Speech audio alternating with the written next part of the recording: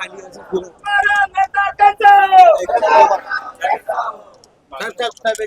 मागणं पकडू मागणं पकड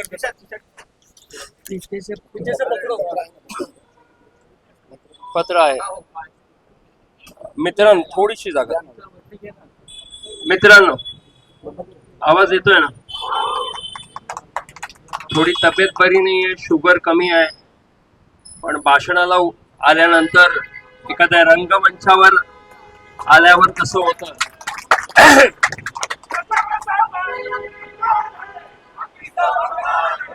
मित्रांनो आपण अनेक दिवसापासून जे आपल्या मागण्या आहेत त्याच्या संदर्भात वेगवेगळ्या पद्धतीने उपक्रमाला सांगण्याचं काम केलं. जानेवारीच्या महिन्यामध्ये 3,337 बसगाड्यांसाठी मोर्चा काढला. मार्चच्या महिन्यामध्ये वेटलिस्टच्या कामगारांना समान कामाला समान दाम यासाठी मोर्चा काढला. ऑगस्टच्या महिन्यामध्ये सेवानिवृत्त कर्मचाऱ्यांना त्यांची ग्रॅज्युटी तातडीने मिळावी याकरिता मोर्चा काढला. आणि ते करत करत शेवटी 31 ऑक्टोबर पर्यंत या सर्व मागण्या पूर्ण व्हाव्यात याकरिता आपण पत्र दिलं. जनरल मॅनेजर नवीन आहेत, नवीन आल्या, ते म्हणाले मी प्रयत्न करते, पण आपण आंदोलन, तसं पत्रही दिलं की आपण आंदोलन करू नये, पण कुठेच काही होताना दिसत नव्हतं. आणि मग आपण 4 नोव्हेंबरची जी मीटिंग लावली त्यामध्ये तो निर्णय घेण्यात आला की आंदोलन करायचं आहे. आणि म्हणून मी उपोषण करण्याचं ठरवलं आणि तुम्ही त्याला साथ दिली. मित्रांनो असं आहे की आधीपासून मी शिकलेलो आहे रावसाहेबांबरोबर की एखादा विषय आपल्याला तडीस लावायचा असेल तर तो तडीस कसा लावला जाईल याचा विचार केला पाहिजे. अनेक लोक आहेत हे करू ते करू, अनेक संघटनांमध्ये सांगत आल्या अरे हे कशाला पाहिजे, सरळ संप करा, पण त्यांना हे कळत नाही. जे मी नेहमी सांगतो की संप हा आमचा शेवटचा अध्याय, कारण ज्या वेळेला संप होतो त्यावेळेला आम्ही बघितलेलं आहे की अनेक लोक विक्टिमाइज होतात, अनेक लोकांवर गुन्हे दाखल होतात आणि मग ते लोक आयुष्यभर त्या गुन्ह्यांच्या मागे राहतात आणि त्यांचा नेता निघून जातो. पण ज्या ज्या वेळेला बेस्ट वर्कर्स युनियनने आंदोलनं केली, संप केले, मी अभिमानाने सांगतो जेवढी लोक कधीही विक्टिमाइज झाली असतील त्यांचा पूर्ण पगार ते परत कामावर येईपर्यंत बेस्ट वर्कर्स युनियनने दिला. त्यामुळे आम्हाला ती जाणीव आहे. आणि आज ज्या वेळेला आपण उपोषणाला मी बसलो, मीडियाने साथ दिली, सर्वांना कळलं हा एवढा, कारण की काल बीएसटीचे माननीय महाव्यवस्थापकांनी पाठवलं वरिष्ठ अधिकाऱ्यांना, काल आपल्याला ते पसंत नाही आलं, त्यांना परत पाठवलं. आपल्याला काय अपेक्षित आहे ते सांगितलं, ते परत आज आले, परत सांगितलं आम्हाला याच्यात काही चेंज पाहिजे. मी त्यांना काल काय सांगितलं मी तुम्हाला सांगतो. काल मी त्यांना सांगितलं होतं की आम्हाला तुम्ही व्यवस्थित या गोष्टी आहेत याच्याकरिता कसं वाटाघाटी करणार ते मला सांगा. आम्हाला याचे सोल्युशन्स पाहिजे. कारण मला काल त्यांनी 60% ग्रॅज्युटी देऊ म्हणून सांगितलं, तर आम्ही सरळ सांगितलं की ते नको, आम्हाला ग्रॅज्युटी जेव्हा देणार त्यावेळेला एक रकमी ग्रॅज्युटी पाहिजे आणि ती आम्ही घेणार. पण मित्रांनो हे लोक जे कोण म्हणतात की लगेच आत्ताच पाहिजे, नाहीतर हे करा ते करा, आज 3 वर्ष उलटून गेली ग्रॅज्युटी दिलेली नाही. कोविडचा बघता एवढूसा आहे, त्याला तोडून तोडून कधी 50 कोटी आले, कधी एवढे आले देत आहेत. तर आज ग्रॅज्युटी आणि अंतिम दे याची थकीत रक्कम 1,500 कोटी आहे. ते अशीच एका दिवसात देणार आहे कोणी आपल्याला? बोलायला काय जातं? मित्रांनो, आपण म्हणून सांगितलं की ठरवा, बसा, बोला, कारण याची आधीची ग्रॅज्युटी 2016 पासून 2019 पर्यंत अशीच 3-3.5 वर्ष कामगारांना दिली गेली नव्हती. मित्रांनो, ज्या वेळेला बेस्ट वर्कर्स युनियनने 11 जून 2019 चा MOU केला, त्याच्यामध्ये लिहून घेण्याचं काम केलं की जेवढी थकीत ग्रॅज्युटी आहे ती 30 सप्टेंबर म्हणजे 2.5 महिन्यामध्ये तुम्ही या कामगारांना सर्व दिलं पाहिजे, आणि ते त्यावेळेला दिलं गेलं. मित्रांनो, हे काम बेस्ट वर्कर्स युनियनने त्यावेळेला, त्याला नियोजन लागतं, त्याला महानगरपालिका बरोबर लागते. त्या MOU ला महानगरपालिकेच्या आयुक्तांनी समर्थन दिलं होतं, मान्यता दिली होती, आणि म्हणून ते मिळालं होतं. त्याच्यानंतर सुद्धा मिळालं असतं जर बेस्ट वर्कर्स म्हणजे BIR ऍक्ट मधनं BST ला काढलं नसतं आणि बेस्ट वर्कर्स युनियन आजही मान्यता प्राप्त असती, तर आज ही दशा झाली नसती कामगारांची. पण हे झालं, ठीक आहे. आज आपण एवढं बोललो आणि आज जे काही आमचं म्हणणं होतं त्यांनी ऐकलेलं. मित्रांनो, आपल्या समोरचे प्रश्न, ग्रॅज्युटी 3,337 बसगाड्या, 7वा वेतन आयोगाच्या हिशोबाने आपलं प्रलंबित करार जो कोर्टात आहे, पण इकडे आम्ही त्यांना करायला सांगितलंय. त्याचबरोबर जे CL कामगार आहेत ते 2010 मध्ये परमनंट झाले, 2024 मध्ये झाले, आता त्याच्यानंतर झाले, त्यांची वेतन निश्चिती बरोबर, कारण त्यांची वेतन निश्चिती केलेली नाही ती मागितलेली आहे. आणि त्याचबरोबर जे वेटलिस्टचे कर्मचारी त्यांच्यासाठी समान कामाला समान. मी तुम्हाला सांगतो, हे पत्र उद्या देऊच. काल CTNचं पत्र आलं वडाळावरनं, कारण संघर्ष कामगार कर्मचारी युनियनचा ऍड्रेस हा गोरेगावच्या कार्यालयाचा ऍड्रेस आहे. तिथे आलं आणि त्याच्यात ते नमूद केलं त्यांनी की तुम्ही हे म्हणालेला समान कामाला समान दाम कायद्याने मिळालं पाहिजे. ते म्हणाले की आम्ही ज्या वेळेला कॉन्ट्रॅक्ट दिले तर आम्ही त्यांना सांगितलं की तुम्हाला जे काही नियम असतील ते नियम, कायद्याचे नियम पाळून ते करायचं आहे, पण ते करत नसतील तर तो करण्याचा भाग त्यांचा आहे. मी बेस्ट उपक्रमाच्या अधिकाऱ्यांना काल सांगितलं की जरी तुम्ही हे सांगून मोकळे झालात की तुम्ही लिहून दिलेलं आहे, आणि जर ते करत नसतील तर तुम्ही प्रिन्सिपल एम्प्लॉयर म्हणून तुमची जबाबदारी आहे, तर तुम्ही त्यांना बोलवलं पाहिजे आणि त्यांना तुम्ही कडक शब्दात आणि लेखी दिलं पाहिजे की या कायद्याचं पालन करून समान कामाला समान दाम हे या वेटलिस्टच्या कामगारांना दिलं गेलं पाहिजे. हे सांगण्याचं काम आपण केलेलं आहे मित्रांनो. आणि त्या अनुषंगाने आज जे काही पत्र आलं, आणि मी तुम्हाला सांगतो परत एकदा, जोपर्यंत हे विषय संपत नाहीत, यांच्यावरती निर्णय घेत नाहीत, तोपर्यंत आपण आपल्या भूमिकेवर ठाम आहोत की आपण सातत्याने मीटिंग्स मागितलेले, एक टाइमलाईन मागितलाय. आपण त्यांना म्हणालो होतो की 15 दिवसाच्या आत अनेक विषयांबद्दल एक एक निर्णय घ्या. त्यांनी त्याला तत्वतः मंजुरी दिलेली आहे. आणि मी तुम्हाला ते पत्र वाचून दाखवतो. आणि असं नाही की नंतर मीटिंग घेऊ, पहिली मीटिंग ही उद्या सकाळी 11 वाजता.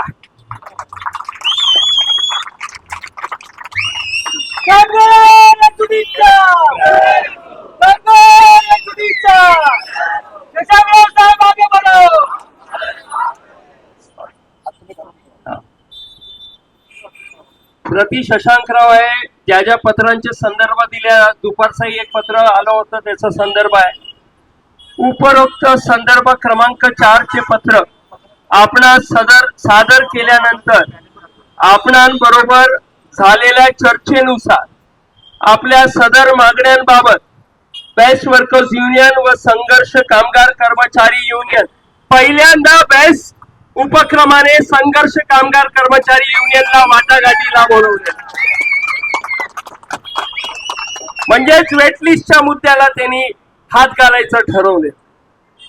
संघर्ष कामगार कर्मचारी युनियन या सोबत सविस्तर चर्चा करण्याकरिता उद्या दिनांक 14/11/2025 रोजी सकाळी 11 वाजता माननीय महाव्यवस्थापक बेस्ट उपक्रम यांच्या दालनात बैठकीचे आयोजन केलेले आहे.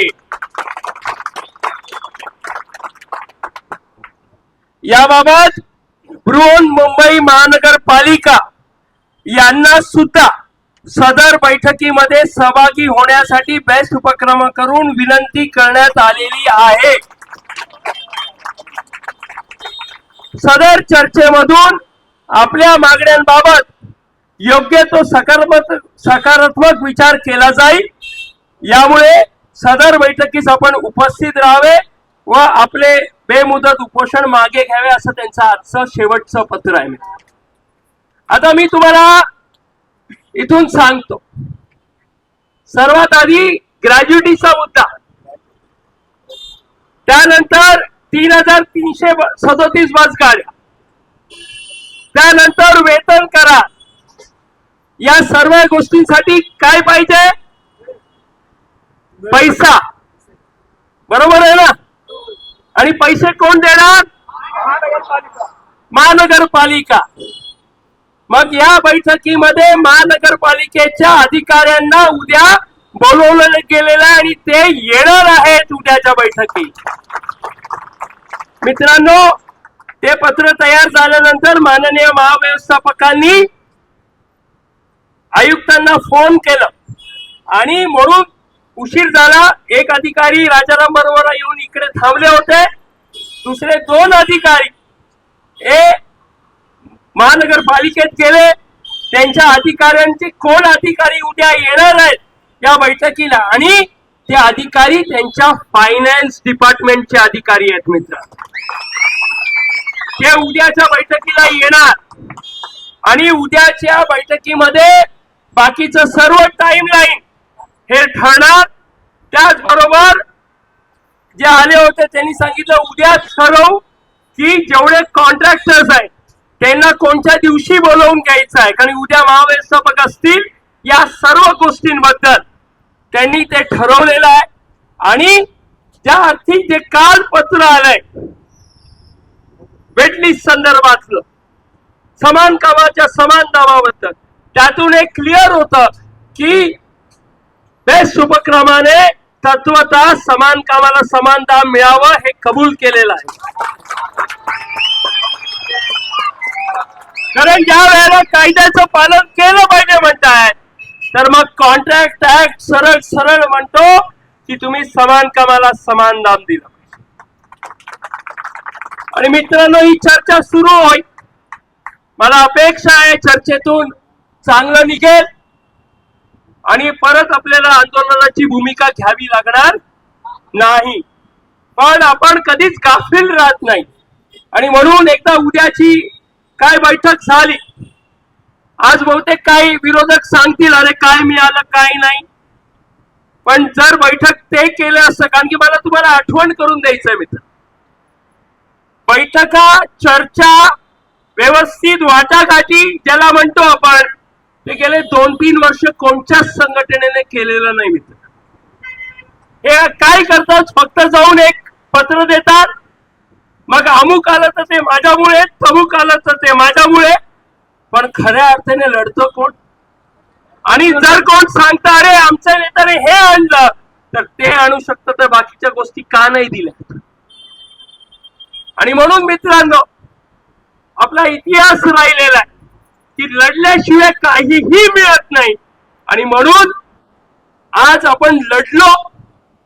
जरी मी एक जण म्हणून उपोषणाला बसलो मित्रांनो, ते उपक्रमाच्या अधिकाऱ्यांनी मानलं, कारण आपल्याला या लोकांची सेवा आहे, ती सेवा चालू राहिली पाहिजे.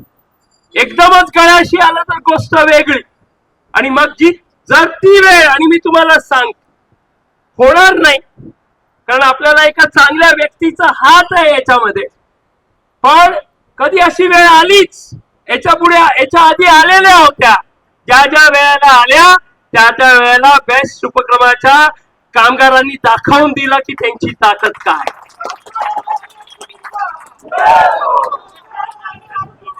आणि त्यामुळे मला विश्वास आहे की आपण आता या वाटाघाटी सुरू होतील आणि जे काही मुद्दे आपण आपले दिले आहेत ते व्यवस्थित त्याचे निर्णय आपल्या हक्काचे घेऊ. आणि मी तुम्हाला सांगतो, भरपूर काही लांब नाही. कोणाला भीती आहे की आचारसंहिता येईल, काळजी करू नका.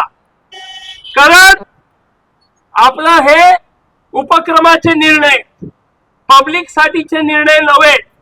त्यामुळे एकदा चर्चा सुरू झाली, आचारसंहिता येईल, अजून काय येईल, ते काही थांबणार नाही. पण तेवढं लांब जाण्याची आमची इच्छा देखील नाही. या मिटिंगांमध्ये तातडीने एक एक करत मिटिंगा उद्या रूपरेषा ठरेल आणि त्या अनुषंगाने मित्रांनो आपण पुढे जाऊ. मला तुम्हाला आवर्जून सांगायचं की आपल्याला याच्यामध्ये ज्या माणसाने मदत केली, मी त्यांना काही दिवसांपूर्वी सांगितलं होतं की कर्मचाऱ्यांचे प्रश्न सुटत नाहीत, बहुतेक मला आंदोलन करावं लागेल. मी काय आंदोलन ते सांगितलं नव्हतं, पण त्या व्यक्तीने मला सांगितलं की शशांक, तुला तुझ्या संघटनेच्या हिशोबाने आणि कर्मचाऱ्यांच्या हिताचं जे काही आंदोलन तू करशील, जे काही करायचंय तुला, ते तू कर, मी तुझ्या सोबत आहे, सांगण्याचं काम त्या व्यक्तीने केलं. मी रविवारी त्यांना फोन केला आणि सांगितलं की उपोषणाला उद्यापासून बसतोय.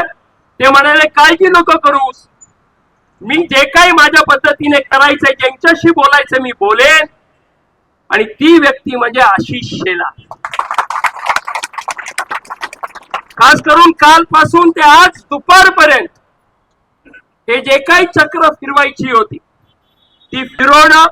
आणि या पुढे सुद्धा ते म्हणाले, फक्त एवढ्या पुरतं नव्हे, तर मध्ये कधीतरी चुकून माकून गाडी अडली, चुकून माकून कुठेतरी काय झालं तर ते पालकमंत्री तर आहेतच, पण सदैव कर्मचाऱ्यांच्या हितासाठी ते नेहमी आमच्यावर उभे राहिलेले आहेत. मी त्यांना सांगितलं होतं की त्यांनी इथे आलं पाहिजे, पण ते उपनगरामध्ये होते. ते म्हणाले तू जर फोन लावून दिलास, मी उचलला तर मी बोलेन. मी प्रयत्न करतो, जर ते बोलले, आले फोनवर तर ते बोलतील.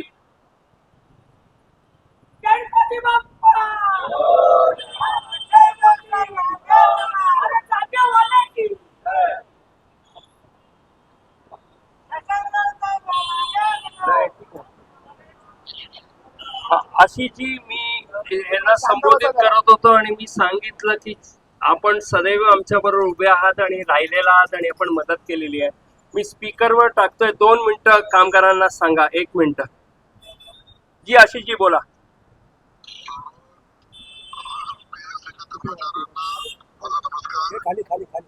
शशांकराव यांच्या नेतृत्वात जी गोष्ट आंदोलन आणि भूमिका आपण मांडली आहे, सरकारने ती सकारात्मक स्वीकार पण केली आहे. आणि शशांक यांनी जी आपल्या कर्मचाऱ्यांशी कामगारांच्या विषयामध्ये दाखवलेली निष्ठा आणि केलेलं आंदोलन, यातले सर्व विषय सकारात्मक सोडवण्याची पूर्ण शाश्वती संबंधित महापालिका आयुक्त आणि बीएसटीच्या जीएमला स्वतः मी सुद्धा दिली. शशांकराव यांचे मुद्दे हे कर्मचाऱ्यांच्या हिताचे आहेत, बीएसटीच्या हिताचे आहेत, मुंबईच्या हिताचे आहेत. ते संपूर्णपणे सोडवण्याची सकारात्मक भूमिका घेऊन या काळात आपण बैठका घेऊ. सर्व कर्मचाऱ्यांनी शांततेने आंदोलन केल्याबद्दल धन्यवाद. थँक्यू. मित्रांनो, बाकीचं आपल्याला भरपूर बोलायचं, पण आज झालेली घडामोडी ही तुम्ही प्रत्येकापर्यंत पोहोचवली पाहिजे. आणि जो कामगार विरोधी उगाच टाव टाव करत, कारण कोणीतरी हरकत नाही, कोणीतरी बोलेल, कोणाला काही जरी झालं तर त्याच्यातलं चुकीचंच दिसतं. पण आपण ही भूमिका घेतली, या सुरू झालेल्या आहे आणि आपल्या सर्वांच्या ताकदीने आणि चांगली साथ जे सरकारमधली आपली लोक आहेत त्यांनी दिल्यामुळे आपण जे पाऊल उचल त्या याला नक्कीच यश येईल. आणि आपली जी सवय आहे की एकदा एक विषय घेतला तो जोपर्यंत तडीच लागत नाही तोपर्यंत आपण शांत बसणार नाही, तसंही पुढेही शांत नाही बसणार एवढंच. आणि जोपर्यंत आपण जिंकत नाही तोपर्यंत बिलकुलच थांबणार नाही. आणि आपण लढलो तर नक्कीच जिंकू या विश्वासाने मी आज इथेच थांबतो. जय हिंद, जय महाराष्ट्र. मित्रांनो साहेबांनी जे काही सांगितलेलं आहे आणि आशिष शेलार साहेबांनी आता आपल्या सगळ्यांच्या समक्ष जे काही सांगितलेलं आहे त्या सगळ्यांवर विश्वास ठेवून आपल्या सगळ्यांच्या साक्षीने मी शशांकराव साहेबांना विनंती करत आहे की आज आपण या ठिकाणी आपण आपला जो बेमुदत उपोषण होतं ते आपण सोडावं. आपण सगळेजण तयार आहात? नक्की. यापुढे सुद्धा जेव्हा जेव्हा गरज लागेल आपल्याला एकीची गरज लागेल तेव्हा आपण सगळेजण उभे राहणार. मी देश वर्कर्स नायक सरचिटणीस बाबा इनामदार यांना विनंती करतो की त्यांनी राव साहेबांना नारळ पाणी देऊन त्यांचा जो बेमुदत उपोषण आहे तो या ठिकाणी त्यांनी सोडवावं. देश कामगारांच्या एकजुटीचा, देश कामगारांच्या एकजुटीचा, संघर्ष कामगार कर्मचारी युनियनच्या कर्मचाऱ्यांच्या एकजुटीचा, सेवानिवृत्त कर्मचाऱ्यांच्या एकजुटीचा.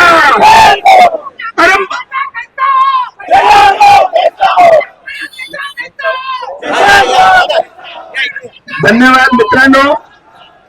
या ठिकाणी आपण ऐकून घ्या मित्रांनो. आपण